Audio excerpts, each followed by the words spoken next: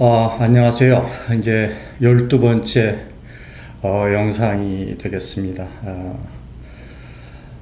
지난주에는 상당히 저한테 제 유튜브로 인해서 뜻깊은 일이 많았습니다. 이 영상을 시작하기 전에 짐초이라고 하시는 분을 비롯한 여러분들께 제가 고맙다고 말씀을 드려야 할 것 같습니다. 이민 생활에서 여러 가지 제가 미처 생각하지 못했던 분야, 그러니까 저와는 시각이 조금 다른 듯한데 폭이 넓어지는 그런 코멘트, 댓글을 달아주셨어요. 그러니까 경험담이죠. 경험담을 달아주시면서 요런 일이 있었다. 나는 이렇게 생각한다. 저에 대해서 반론이 아니라 그거에 대해서 애덕을 하는, 상당히 풍성하게 만들어주는 그런 제가 댓글을 여러분한테 받았습니다.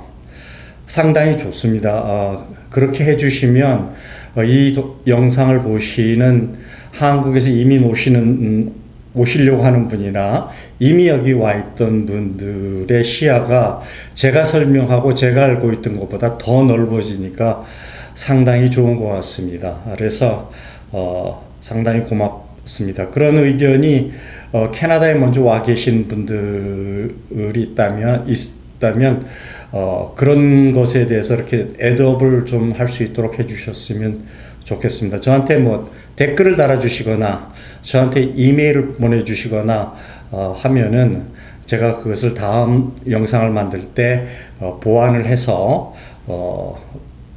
이런 분은 이렇게 말씀하시고 있습니다 라는 식으로 해서 소개를 하도록 하겠습니다. 그리고 이제 두 번째로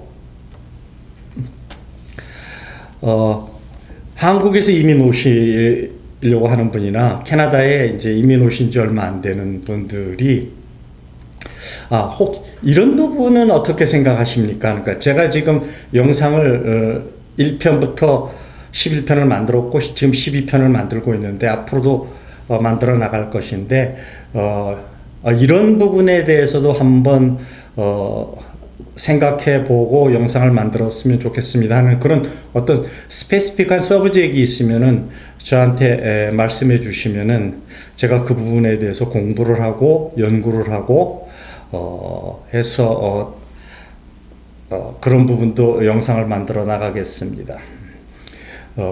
그러면은 상당히 좋겠죠. 자, 오늘은 체크리스트에 대해서 이민을 오기 전 체크리스트에 대해서 얘기를 해보죠. 아무도 이 체크리스트를 얘기한 적이 없는 것 같은데 그 체크리스트에 대해서 한번 얘기를 해보겠습니다.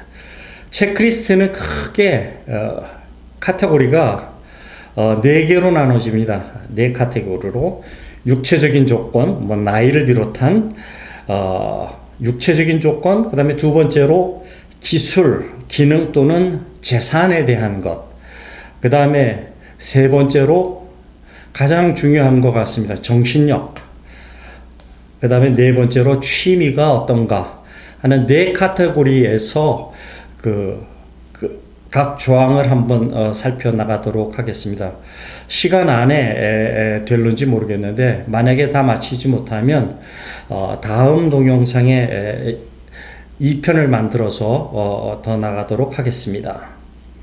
자, 육체적인 조건에서 첫 번째, 나이입니다. 어느 분이 제 나이가 48인가 9인데 이민 가도 되겠습니까? 라고 물으셨어요. 그 나이에 대해서 오지 마세요 라는 법은 어디에도 없죠. 그런데 그 나이에 오셔서 캐나다에 잘 정착할 수가 있으면 좋겠죠. 근데 이 나이가 뭐에 걸리느냐면은 캐나다 연방정부에서 주는 연금의 문제가 됩니다. 연방정부에서 주는 그 기준은 세 가지가 있는데 세 가지의 그 펜션이 있는데 첫 번째가 캐나다 펜션 플랜이 있고 올드에이지 시큐리티가 있고 나머지 또 하나는 Guaranteed Income Security가 있어요. 세 가지가 있는데 나이가 어디에 영향을 미치냐면은 제가 얘기한 CPP와 OAS에 영향을 줍니다. 제가 이제 GIS, Guaranteed Income Security는 설명을 드리겠습니다. 그 CPP는 매년 제가 T4로 세무 신고를 할 때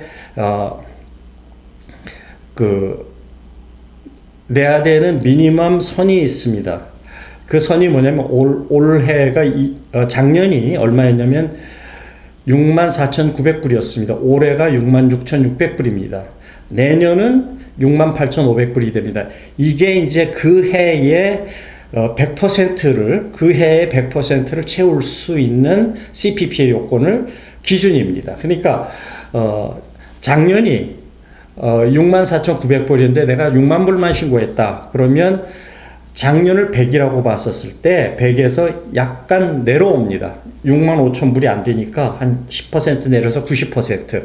이런 식으로 매년 그 내야 하는 납세 기준이 있는데 이게 연 2.5%에서 3%씩 계속 증가를 하고 있어요. 왜냐하면 그 인플레이션 때문에 이 CPP를 받는 사람이 최저생활비에 못 미치는 거예요. 그러니까 캐나다 정부가 세수를 더 많이 걷어서 더 많이 주려고 하는 그런 겁니다. 그러니까 한국처럼 딱 정해진 게 아니라 매년 조금씩 늡니다. 그런데 이게 몇 년 기준이냐면은 40년 기준이에요. CPP하고 OAS가.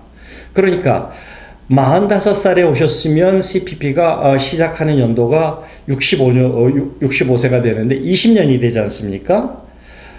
그렇죠? 그러면은 CPP가 뭐 예를 들어서 1,000불이라고 합시다. 1,000불이면 40년에서 20년을 냈으니까 50%가 되는 건 아니에요. 이 정도 되면은 한 70%쯤 돼요. 왜냐하면 지난 오랜 세월에는 이 CPP의 신고 한도액이 상당히 적었어요. 그러니까 20년 전에는 그게 2만 불이었나 그랬다고요. 그러니까 그게 매년씩 늘기 시작해서 어느 해에 점핑을 해가지고 지금 올라온 거거든요. 그러니까 그 소득 신고에 따라서 되니까 대충 20년이 되면은 1,000불이 100%라고 했으면 한 70% 700불 정도가 됩니다. 그런데 그게 나이가 45이 넘어서 오시면 20년이 아니라 또 줄겠죠. 그렇죠? 그래서 CPP에 영향을 줍니다. 올드에이지 시큐리티도 마찬가지입니다. 올드에이지 시큐리티는 제가 알기로 40년 기준으로 해서 그게 800불이거든요. 그러니까 40년이 800불이었을 때 20년이 되면 어떻게 됩니까? 400불로 줄어요. 그거는 아주 프로포셔널리 준다고요. 거기는 어떤 세무신고가 없으니까. 그래서 이제 그런 OAS도 줄고 CPP도 준다라는 것을 아셔야 됩니다. 그 다음에 마지막으로 이제 그 GIS, Guaranteed Income Security를 제가 설명을 드렸는데 이것은 부부 합산 또는 부부가 사별했을 때 혼자 남았을 때 싱글일 경우에 가구당 소득이 28,800불 연 소득입니다.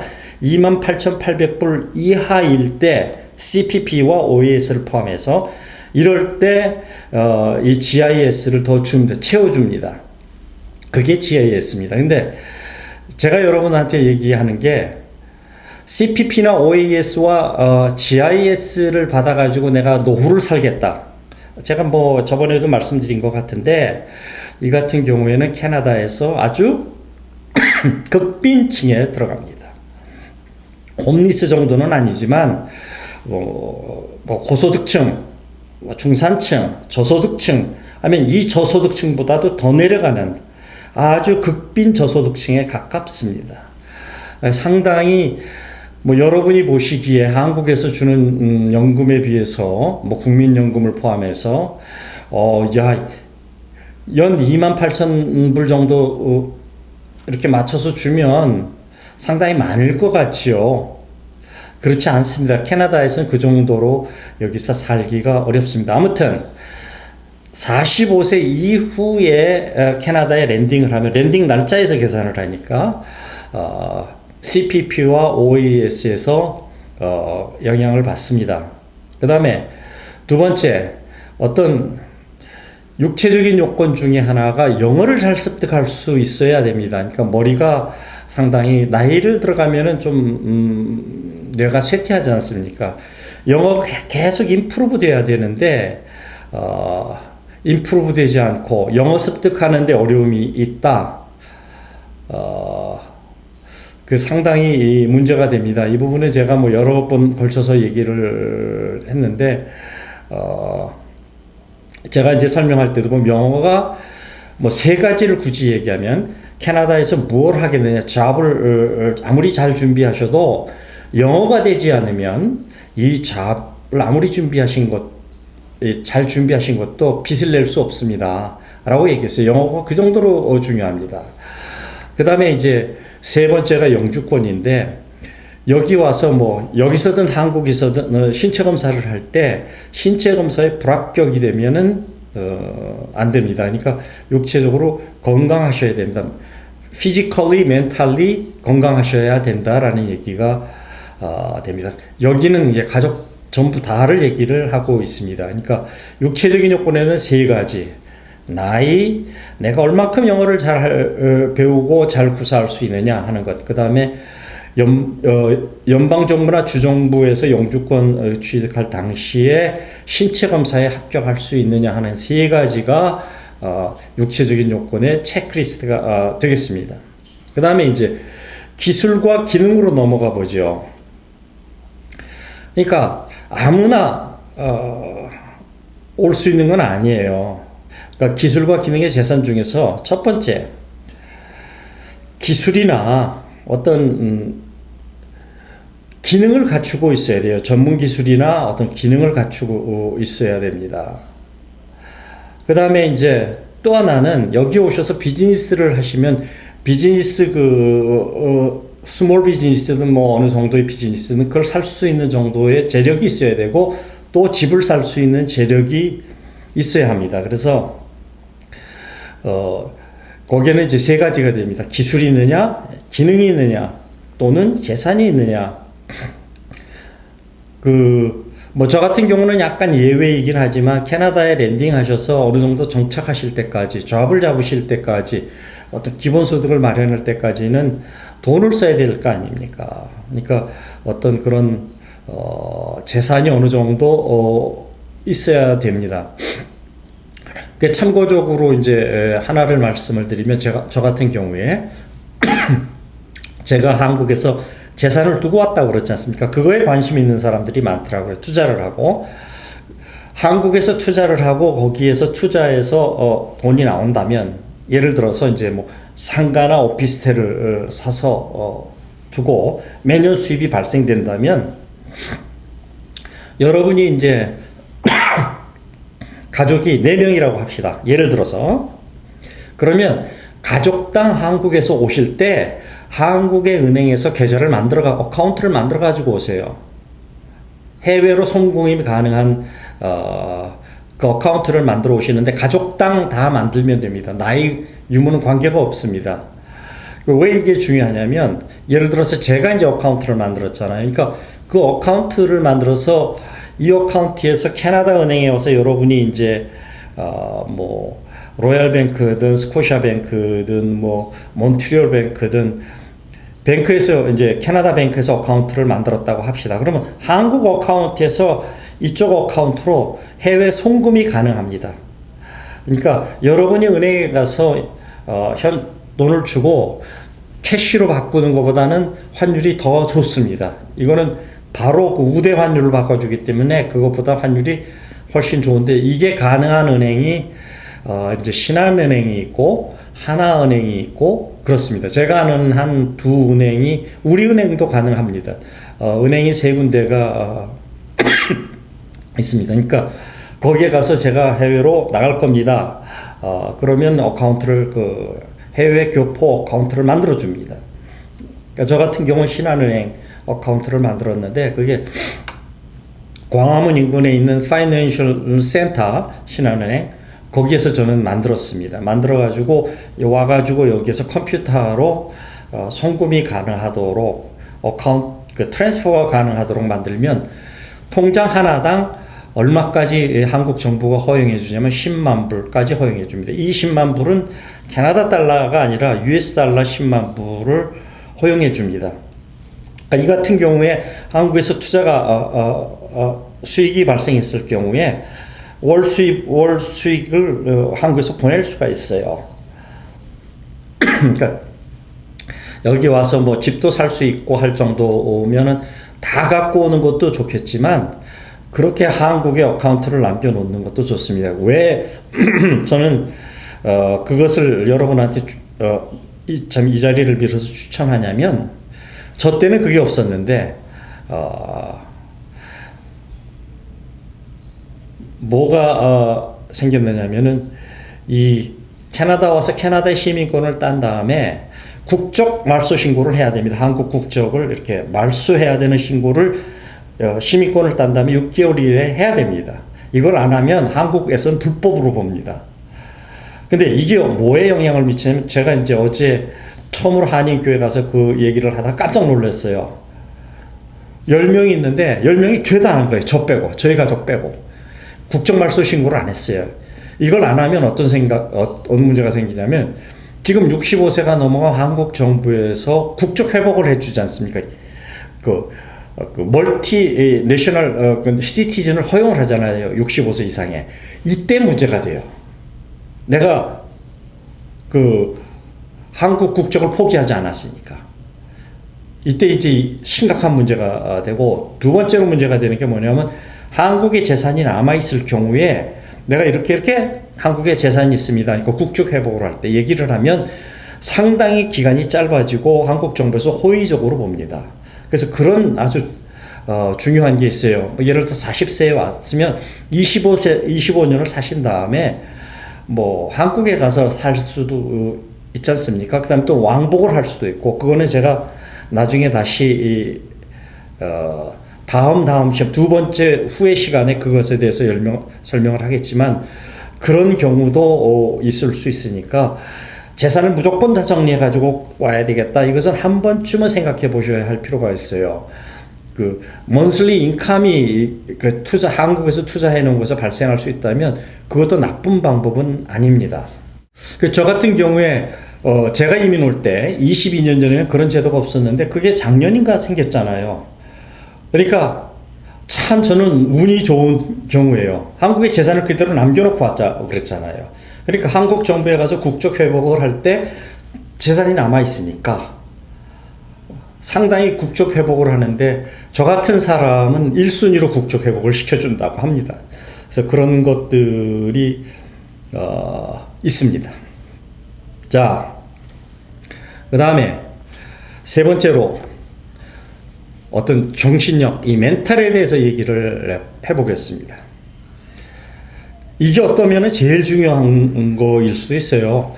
그 위에 얘기한 육체적인 것, 어떤 기술, 기능, 재산 이런 것들은 조금 이거보다는 좀 이렇게 순위에서 밀린다고 저는 생각합니다. 왜냐하면 우리 옛날에 캐나다에 이민 오시거나 미국에 이민 가신 그러니까 저보다도 이민 선배들 뭐 40년 되신 분, 50년 되신 분은 100불 들고 갔다 그렇지 않습니까? 그런데 부를 많이 이루었지 않습니까? 우리 같으면 당장 죽을 것 같은데 그 100불, 200불 들고 가서 어떤 교민은 그런 얘기를 하더라고요. 슈퍼마켓에 갔는데 음식 재료가 상당히 싼 게 있다고 해요. 그래서 그 사람들이 이제 그걸 영어도 잘 모르니까 그걸 사다가 먹어가지고 그 통조림에 들었으니까 되게 싸요. 조리해서 먹었는데 나중에 알고 보니까 그게 개밥, 고양이밥 통조림이었다고 합니다. 그러니까 그때 오신 분들은 개밥이나 고양이밥도 이렇게 모르고 먹었다고 합니다. 그래서 그런 돈에 대한 면도 있겠지만은 그분들이 그때 가져셨던 것들이 살기 위한 맨 땅에서 출발하겠다는 정신력, 저는 이걸 최고로 봅니다. 그래서 이 부분에서 이제 체크하셔야 되는 게, 여러분이 굳건한 흔들리지 않는 딱 목표를 향해서 내가 가겠다라고 생각하면 좌절하지 않고, 뭐 어떤 역경이 닥쳐도 다 좌절하지 않고 나갈 수 있는 정신력이 있고 독립심이 있으면 그게 체크리스트의 하나입니다. 굳건한 정신력과 독립심이 여러분이 있습니까? 어떤 사람은 이제 좀 안 그런 사람들이 있잖아요. 뭐 의타심이 있고 자주 흔들리고 남의 말에 그냥 귀가 얇아서 왔다 갔다 하거나 뭐 이런 사람들. 그런 사람들은 사기당하기도 쉽겠죠. 그 다음에 정신력의 두 번째, 새로운 환경에 대해서 탐구하고 거기에 내가 변화해서 적응해 나가는 그런 자세. 그러니까 한국에서 살던 시계 그대로를 여기서 살면 안 된다라는 얘기를 제가 지금 하고 있는 겁니다. 뭐 그런 분도 제가 봤어요. 한국에 있는 사고방식을 그대로 와서 캐나다에서 살면서 댓글에 달던데, 여기는 다른 나라예요. 이 부분에 대해서 이제 조금 더 깊게 생각을 해보죠. 옛날에 미국과 캐나다 사회를 얘기할 때, 이민자에 대해서 얘기할 때 미국을 멜팅 포트라고 해요. 그 다음에 캐나다를 모자익 소사이어티라고 얘기를 합니다. 그러니까 캐나다인 경우 멜팅 포트는 가면 다 미국화돼야 된다 라는 뜻이고, 캐나다는 각자의 문화를 존중해 준다. 그건 혼자의 힘으로 잘 살 수 있을 경우의 얘기예요. 근데 제가 여러 번 얘기했다시피 캐나다의 주류 사회에 들어갔을 때 그 사람의 자아, 한국인으로서의 문화를 억셉트 하느냐? 안 한다고 그랬잖아요. 그러니까 주류 사회에 들어가면은 거기도 멜팅 포트예요. 왜냐하면 너는 할 것 없이 여기는 다 이민자의 사회이기 때문에 그렇습니다. 왔는데 우리 옆집 사람이 아일랜드 문화를 고집하고, 이쪽 사람도 스코틀랜드 사람이 스코틀랜드 문화를 얘기하고, 또 건너편은 웨일즈 사람이에요. 웨일즈 문화를 얘기하고, 그럼 영국과 같이 분란이 일어날 거 아니에요. 그 문화를 그대로 가지면. 그렇죠? 그래서 예를 들면 이제 우리 동네에도 우리 앞집, 옆집이 유대인이에요. 이 사람은 유대인 표시를 집 앞에 해놨어요. 데비드 버드라고 해서 그거를 1년 내내 걸어놔요. 크리스마스 때는 켜놓고 다는데, 그 사람은 상당 부분 그 주디시의 컬처를 그대로 갖고 있는 것 같아요. 그래서 자세히 보면은 제가 이제 이웃을 관찰을 하는데, 그렇게 동네 사람들로부터 프렌들리하지 않은 것 같아요. 저하고도 별로 친하지는 않는데, 제가 기독교 신자임에도 불구하고 저하고도 안 친한데, 이 동네에서 다 프렌들리하게 지내고 서로 도와주고 하는데, 그 사람은 조금 그렇지 않더라고요. 그러니까 다시 말하지만 여기는 새로운 환경에, 여기도 주류 사회에 들어가 보면 미국처럼 완전한 멜팅 포트는 아니지만 어느 정도의 멜팅 포트 문화를 갖고 있기 때문에 여기에 와서 여기에 맞추고 탐구해서 느낀 바를 깨달으면 그것에 대해서 변화하고 적응해 나가려고 하는 자세가 필요합니다. 그 다음에 정신력 세 번째가, 일부 사람들이 생각을 하는데 한국이 경쟁이 치열하잖아요. 뭐 또 어떤 사람은 그렇지 않다고도 얘기할 수도 있겠지만, 제가 보는 시각, 그 다음에 제가 인근에서 만났던 많은 사람은, 한국 사람은 공통적으로 경쟁이 심각하다, 심하다라고 얘기를 합니다. 그 경쟁을 피해가지고 오는 도피처가 아니에요. 여기도 살아가야 하는 완전히 다른 생존 환경을 가진 나라입니다. 물론 한국보다는 경쟁이 덜 심하죠. 그렇지만 내부적으로 경쟁이 있어요.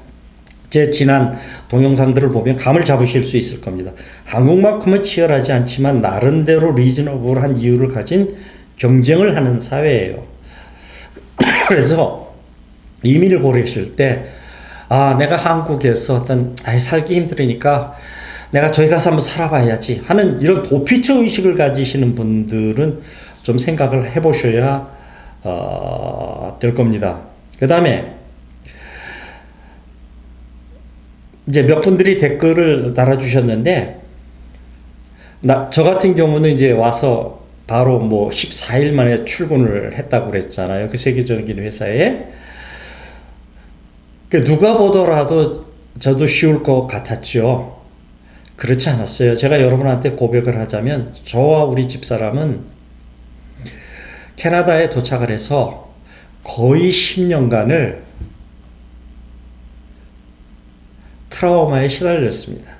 꿈에 이제 이런 꿈을 꿔요. 제가 회사에 다니고 있는데 수입도 있고 안정적인데, 탁 옮겨서 바로 집도 사게 되고, 회사도 취업했고, 그 다음에 집도 바로 사게 되는 이런 아주 잘 나간 케이스인데도 꿈에 이제 무슨 꿈을 꾸느냐면은, 내가 한 달 후에 캐나다에 갈 텐데, 캐나다 가서 뭘 해서 어떻게 살지? 혹시 가서 내가 실패하는 거 아니야? 고생을 많이 하는 거 아니야? 하는 이런 불안, 그런 꿈을 10년간을 꿨어요. 그래서 어느 날은 자다가 꿈에 그게 나타나니까 식은땀을 흘리면서 벌떡 깬 적이 있어요. 근데 그게 저만 그러느냐? 우리 집사람도 그랬다 그러더라고요. 그런데 그게 10년이 지나니까 서서히 없어져요. 저같이 와서 좋은 자리를 잡고 집도 바로 사게 되고 한 이런 경우도 이런데, 와서 여기서 1년, 2년 고난을 적응하면서 어떤 학교를 다니면서 하시는 분은 얼마나 더 트라우마가 심할 겁니까? 그러니까 그런 트라우마, 정신적인 고통을 이겨낼 수 있는 굳건한 정신력이 있어야 돼요. 다음에 저는 그렇지는 않았는데, 제 주위에 캘거리에 살 때 본 몇 분들이 있는데, 여기 와서 좋은 잡도 갖고 살아가는데 향수병에 걸리시는 분들이 있어요. 왜 그러느냐? 그분들을 보니까 형제자매와 아주 친해. 근데 그 형제자매들이 다 한국에 있어. 자기만 여기 와 있는 거예요. 그러니까 남자는 남자대로 견뎌가지만 밖에 나가서 일도 해야 되고 돈도 벌어야 되고 하는데, 집에 있는 집사람이 이런 홈식이 걸려가지고 캐나다에서 못 견뎌 하는 거예요. 그러니까 형제자매와 아주 친밀하고 부모의 사랑을 많이 받은 부모님이 살아계신다면 한번 그 부분을 심각하게 고려하셔야 됩니다. 여기 와서 한국에 매년 방문하겠다? 말은 그렇게 할 수 있지만 실제적으로 그거는 쉽지 않습니다. 한번 두 사람이 움직이게 되면 최소한 비행기표 등등 선물비도 사가야 될 거 아닙니까? 10,000불 정도 듭니다. 1년에 10,000불 정도를 들여가면서 고국 방문을 했다가 올 수 있는 사람들이 몇이나 될까요? 물론 저는 형제 자매가 한국에 없습니다. 없는데 이제 저희 집사람이 있는데, 그래서 장인 장모님을 보러 이제 가는데, 이제 저희 같은 경우는 한 5년마다 이렇게 갔어요. 갈 때마다 이제 10,000불씩 정도를 드렸는데, 경비도 경비거니와 생활 여건이 그렇게 자주 만날 수 있는 여건이 되지를 못합니다. 특히 이런 에드먼턴이나 캘거리에 오시게 되면 어떤 분이 유튜브에서 얘기했는데, 밴쿠버에서 가는 것하고 또 달라요. 비행기를 한번 밴쿠버에서 국제선으로 갈아타고 가니까. 그러니까 조금 더 시간도 걸리고 더 힘듭니다. 그래서 그런 것, 형제자매와의 내가 과도하게 의존해서 살아가고 있지 않는지 이런 걸 생각해야 됩니다. 근데 이제 와서 좋은 잡을 잡거나 좋은 비즈니스를 하시는데도 이제 그런 경우가 생기는데, 하물며 여기서 힘들고 외롭고 할 때는 무너지기가 쉬워요. 그래서 내가 형제 자매와의 친밀도, 내가 그들과 떨어져서 오랜 세월 떨어져서 살아갈 수 있는가 하는 것도 생각을 하셔야 됩니다. 그 다음에 이제 정신력의 여섯 번째가 뭐냐면, 내 자녀, 그 다음에 그 자녀의 또 자녀, 제너레이션들을 위해서 내가 희생할 수 있느냐. 그러니까 한국 사회가 많이 어렵잖아요. 이 좋은 조건으로 데려왔는데, 내가 그 자녀를 위해서 희생하고 봉사하고 할 수 있겠느냐를 생각하셔야 됩니다. 그러니까 이 자녀에 대해서 얘기가 나왔는데, 제가 이제 지난 두 번 시간에 걸쳐서 얘기했지만, 제가 핵심적으로 자녀에 대해서 얘기할 수 있는 것은, 한국에 뭐 헬리콥터맘이라고 하던데, 뭐 아주 그냥 근접해서 자녀를 서포트하는, 캐나다도 그런 헬리콥터맘이 많습니다. 주류사에 들어가면. 그러니까 부모도 그렇게 하고 조부모까지 나서서 자녀들을 케어를 합니다. 물론 직장에서 상당히 그런 부분에 대해서 플렉서블 하기도 하고요. 근데 제가 본 동료들, 자녀에 대해서 교육열이나 어떤 이런 도와주거나 하는 것은 한국 사람들보다 더 뭐 심하다고 표현을 해야 되나요? 서포트를 더 합니다. 한국에 계신 분들, 강남에 있는 사람들 못지않는 게 캐나다 주류 사회의 그 자녀들에 대한 태도입니다. 그 다음에 이제 취미, 정신력이 그랬고요. 마지막으로 이제 취미에 대해서 얘기를 하려고 합니다. 여러분이 한국에 계실 때 한국의 밥문화, 술문화, 이거를 즐기시는 분은 캐나다와 맞지 않아요. 캐나다는 어떤 사회냐면은, 그렇게 강남의 유흥주점같이 이렇게 번쩍번쩍번쩍 하는 데가 없어요. 여기 9시, 10시쯤 돼서 다운타운 나가면 불 다 꺼져 있어요. 그런 유흥주점이 거의 없습니다. 그러니까 술집도 그 시간 되면 다 불 꺼요. 그래서 유흥문화가 발달되어 있질 않아요. 물론 한국 커뮤니티에 가보면, 뭐 저는 가본 적은 없습니다만, 거기 노래방도 있고 뭐 주점도 있고 그런다고 하던데, 보편적으로, 전 가본 적도 없지만 이게 뭐 그런 말은 듣긴 들었어요. 보편적으로 그런 어떤 유흥이나 술이나 이런 문화가 캐나다에는 없습니다. 보통 보면 저녁 9시쯤 되면은 도로에 차가 많이 없어요. 10시쯤 되면 거의 차가 안 다녀요. 왜냐하면 그 시간 되면 다 집에 들어가서 가족하고 지내는, 가족 위주의 사회입니다. 가족하고 저녁 먹고 애들하고 어울리고 하는 그런 사회이기 때문에, 한국에서 내가 어떤 그런 유흥, 뭐 엔터테인먼트에 상당히 좋다라고 생각하시는 분은 여기 오면 그런 게 없으니까 또 못 견뎌 합니다. 그래서 그런 분도 캐나다에 적합하지 않습니다. 자, 총정리를 하도록 하지요. 육체적인 요건, 나이, 영어를 임프루브 시킬 수 있느냐. 세 번째, 신체 검사에 통과할 수 있느냐. 그 다음에 기술, 기능, 재산에서는 내가 기술이 있느냐, 혹은 재산이 있느냐, 혹은 캐나다 와서 잡을 수 있는 기능이 있느냐, 라는 것. 그 다음에 이제 정신력에서는 내가 굳건한 정신력과 독립심이 있느냐. 두 번째로, 새로운 환경에 내가 잘 적응해 나갈 수 있는 변화하는 나냐, 아니면 내 것만 고집하는 사람이냐. 세 번째로, 이민은 인생의 도피처가 아닙니다라는 것. 그 다음에 네 번째로, 내가 어떤 고난이 닥쳤을 때 어떤 형제 자매 없이 내가 스스로 가족과 더불어 헤쳐나갈 수 있는 정신력, 트라우마를 이겨낼 수 있는 정신력이 있느냐. 네 번째로, 다섯 번째로, 형제자매 부모와의 어떤 그 친밀도가 선을 넘는 정도의 난 형제 자매 없으면 못 살아. 나 그런 사람 봤거든요. 그런 거냐 아니냐 이런 것을 봐야 됩니다. 특히 힘들고 외로워질 때 무너지기가 상당히 쉬워요.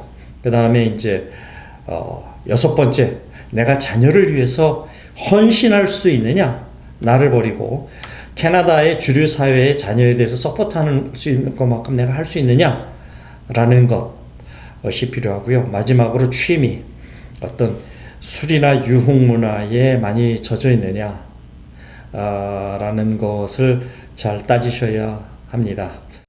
다음 시간에는 제가 이것도 누구도 얘기하지 않았던 건데,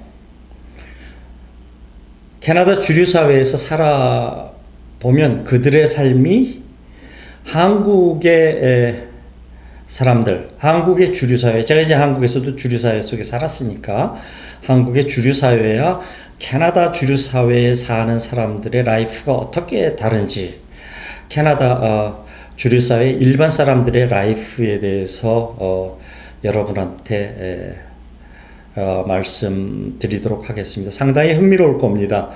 어떤 사람이 저한테 이렇게 물었던데, 어떤 사람들이 주류 사회예요? 메인스트림이에요? 근데 한국에서의 그 메인스트림을 생각해 보시면 그 정도 수준이 되는 사람들이 이제 주류 사회다라는 것은 캐나다도 마찬가지예요. 그런데 삶이 달라요. 그래서 그 삶에 대해서 제가 본 시각의 주류 사회의 사람들의 라이프에 대해서 말씀드리도록 하겠습니다.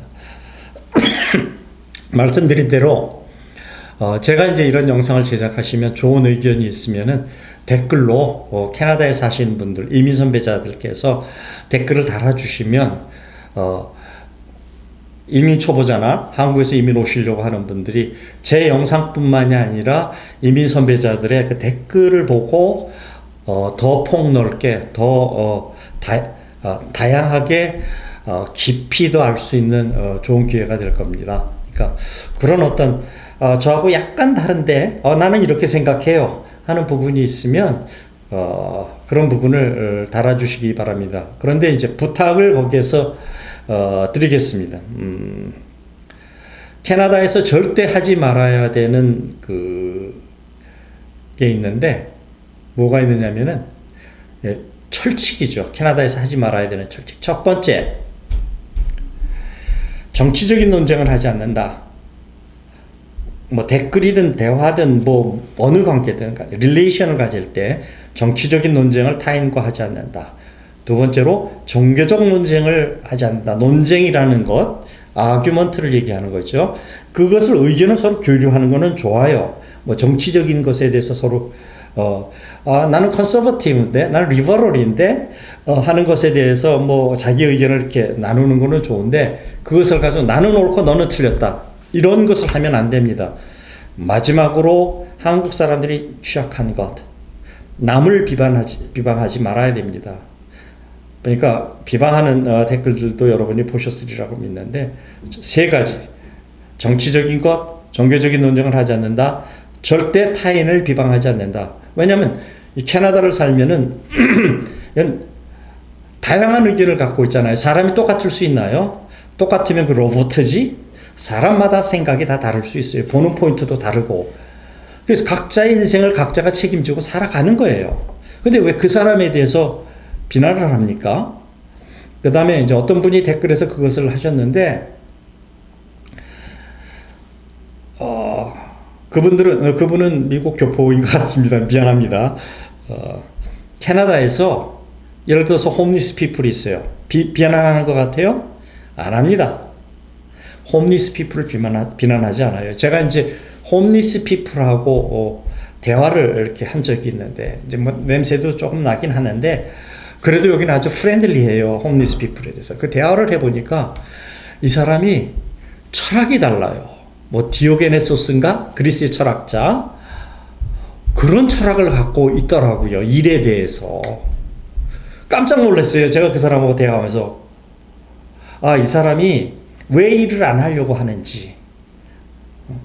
노력을 안 해서, 가 아니라 이 사람이 그런 어떤 노동에 대한, 인생에 대한 나름의 철학을 갖고 그렇게 살더라고요.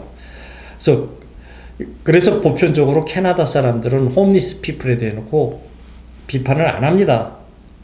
물론 그 홈리스 피플이 정부로부터 꽤 많은 돈을 먼슬리로 받아요.